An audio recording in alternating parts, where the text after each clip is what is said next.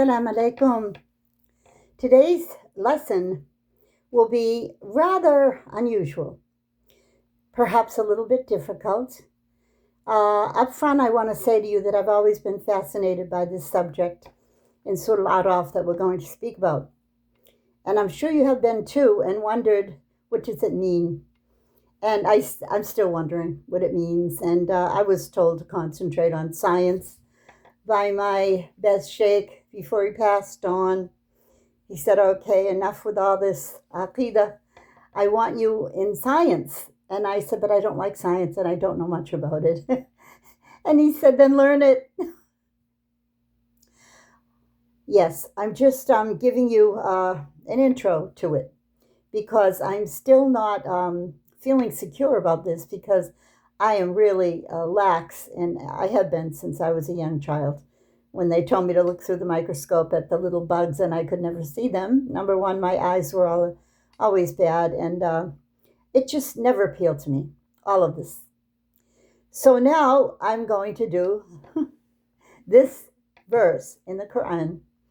The easy part is when you've heard that everyone was born a Muslim because they all took their Shahadah.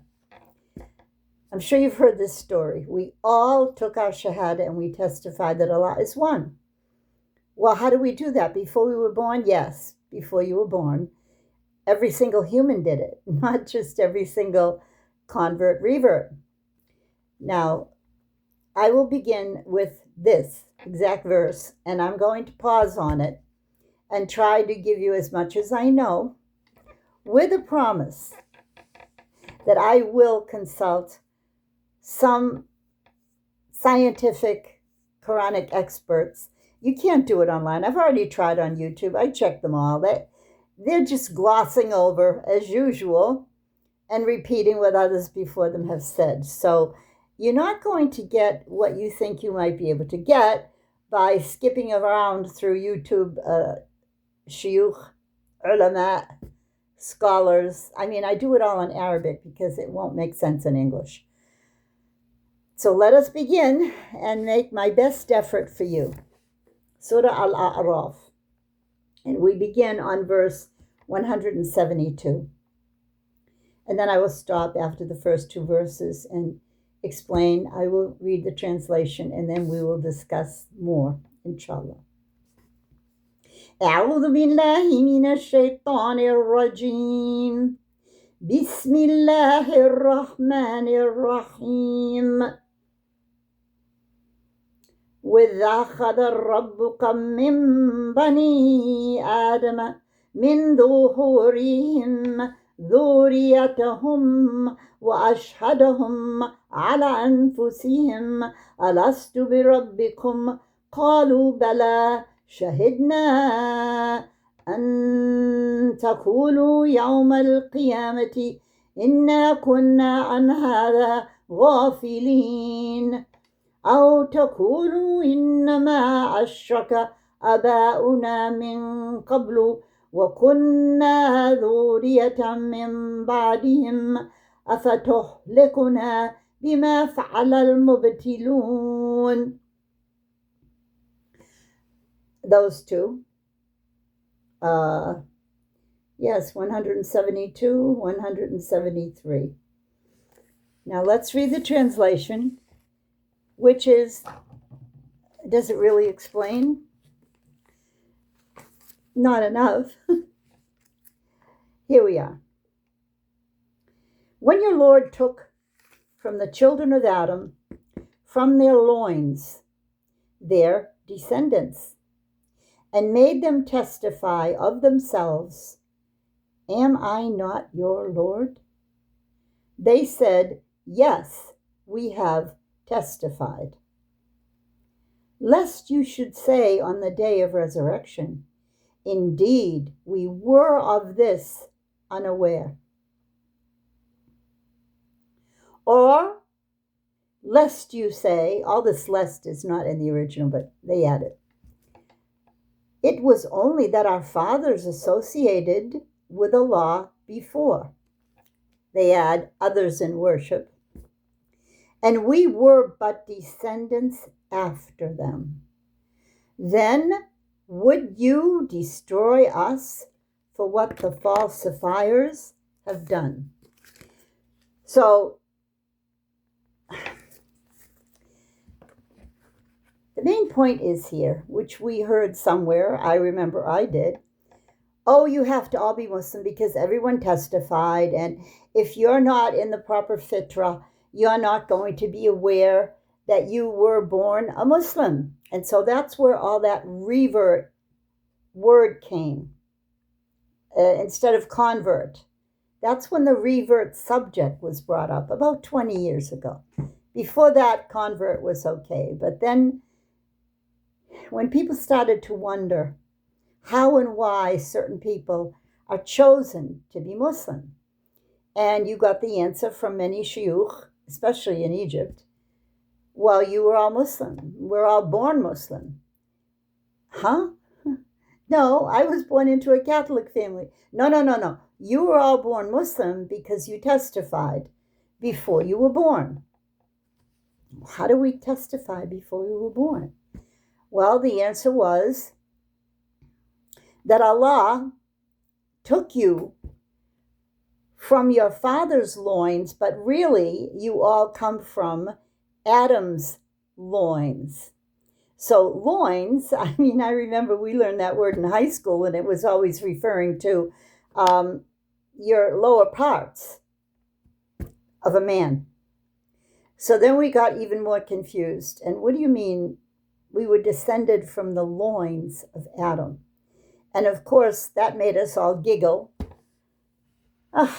That's why I say, when you deal with these two ayat, you really have to dig. Now, I did listen to the shiuch in Arabic for an hour before I prepared this. And what they were able to delineate, and it had to be from the hadith, because you don't really understand it just from this verse, that Prophet Muhammad told us that Allah wiped the back of Adam. Now, that is where they say, and let me just go over it again so you can catch where the wording comes in. With أخذ ربك من بني آدم من ظهورهم. Translating this now, when Allah took from Bani Adam, meaning all of us, Bani Adam. Notice, with أخذ ربك من بني Adam. Bani Adam are the children of Adam. من ظهورهم, from their backs. ذريتهم, their progeny. Now this dhuriya, they call it dharra. So if you're going to listen to the explanation from the shiuch in Arabic, they will say the smallest particle. And it would be somehow an electromagnetic spark. Once again, I'm telling you, this needs a lot of intense research on my part with Quranic experts. I have a couple that I could just call, and they know science as well. I don't claim to be a Quranic expert. I can read Arabic, I understand it, and I can read tafsir, and I understand it. But this subject has never really been dealt with on, I don't want to say a modern perspective, but it is what it is. If we can really get down to this, I think half Americans are going to say, La ilaha illallah Muhammad Rasulullah. Because when you say wiped Adam's back, even though it's a hadith and even though it was a law, no, they're just going to shrug their shoulders. Or when you say we've all come from one ancestor and he's Adam, and we testified when we were still in his back as Dhuriya. Now, that's the most pivotal question here. How were we in? Now, I've even heard some folks tell me that, and they're supposed to be scientifically, up on things, not like I'm not, that the manufacturing station for sperm science has proven, is in the back of the man.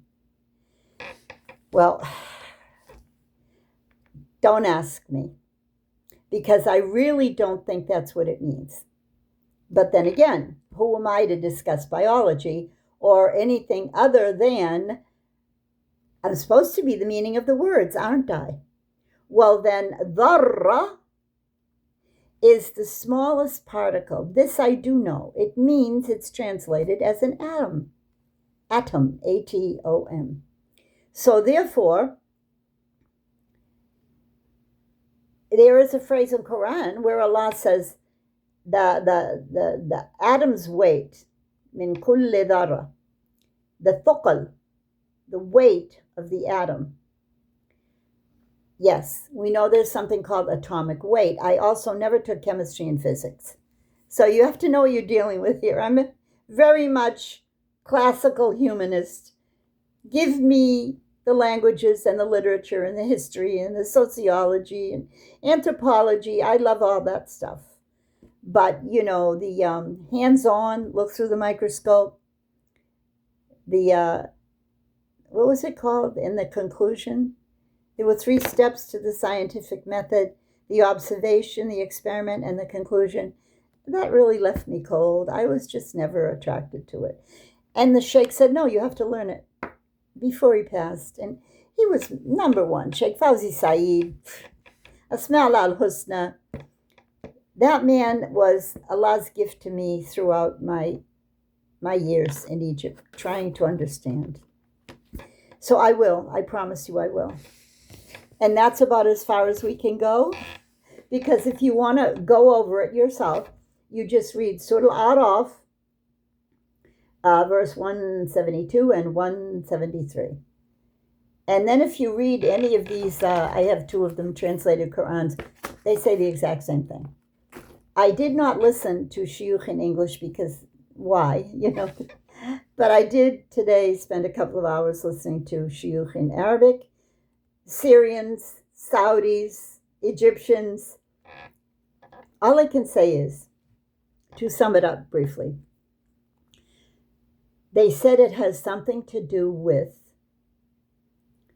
Adam's back containing some form of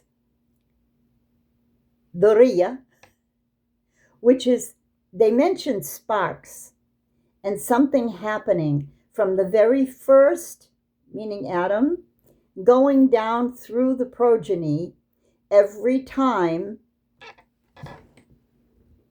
there is a birth. Any birth.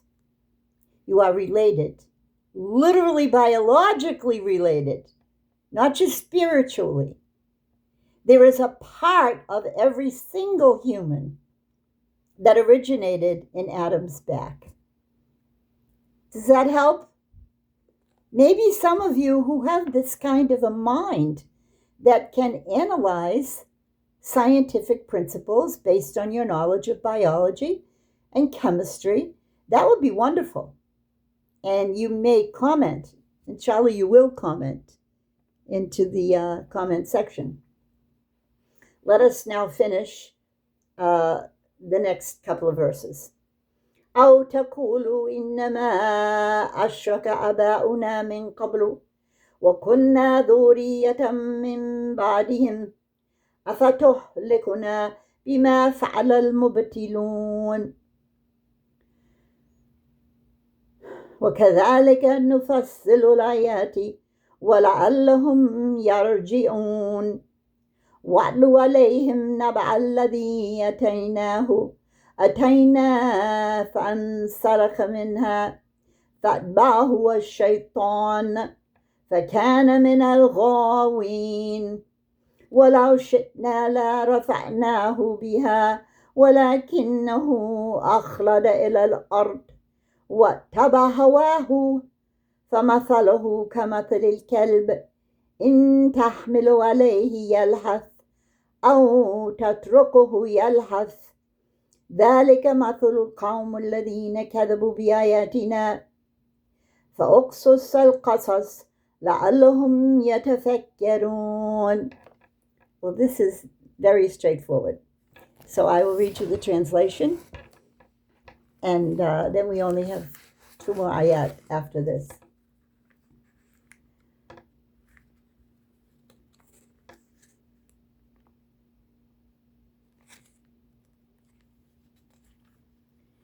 So let's turn back to where we left off of the difficult 172 and 173. Now the translation. Not of that, the next part. Thus do we explain in detail the verses, and perhaps they will return, and recite to them the news of him whom we gave knowledge of our signs. But he detached himself from them, so Satan pursued him, and he became of the deviators. And if we had willed, we could have elevated him thereby, but he adhered to the earth and followed his own desire. So his example is like that of the dog.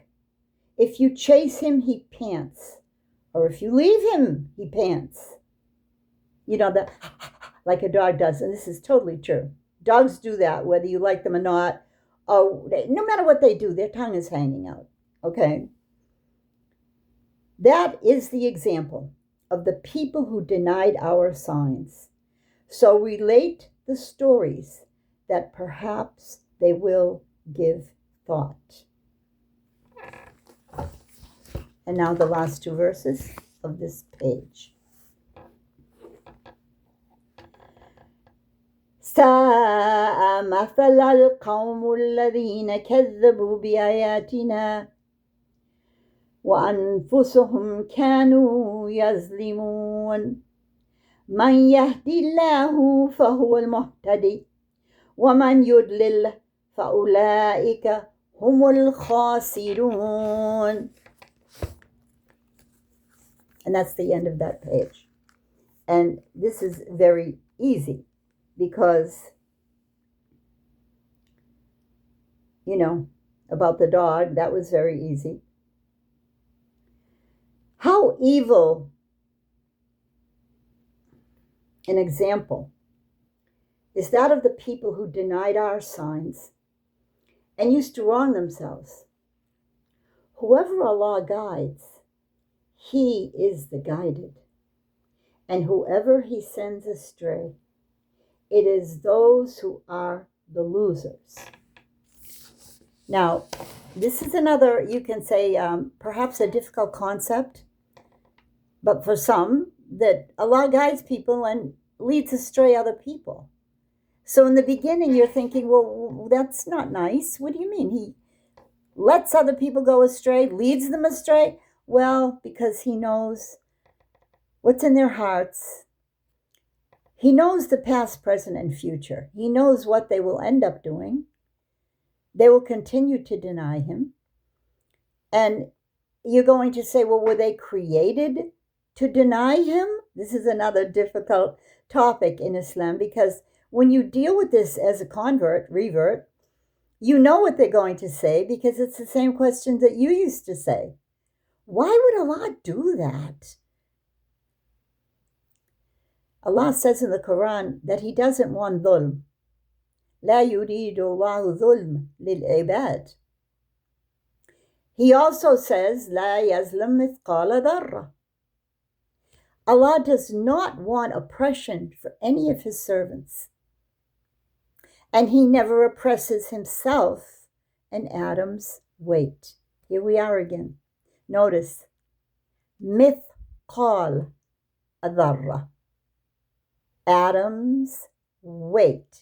So the fact that even the Quran is telling you in Arabic that every atom has a weight.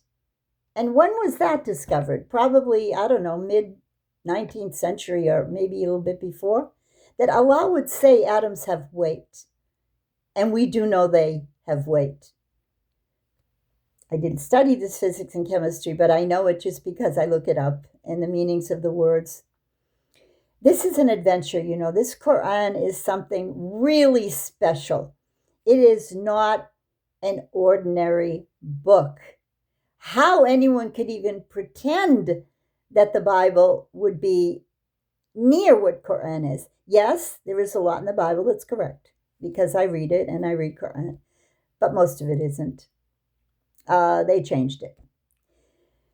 So I will leave you now 20 minutes and promising you that I will look further into this subject. And if you could, those of you who have some spare time, I would appreciate it if you could write in the comments something you discovered. That would be wonderful.